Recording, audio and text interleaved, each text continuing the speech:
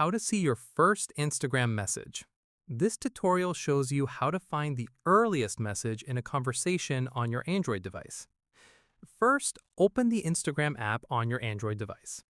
After that, tap on the message icon at the bottom of the screen to open your direct messages.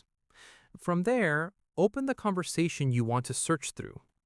At this point, tap on the contact name at the top of the chat to open the conversation details.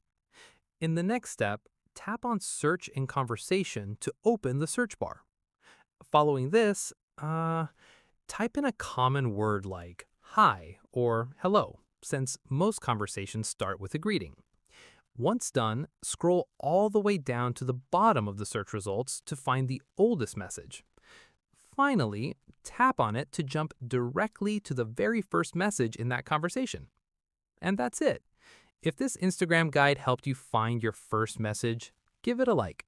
Subscribe for more Instagram tutorials and tap the bell icon for updates. See you in the next one.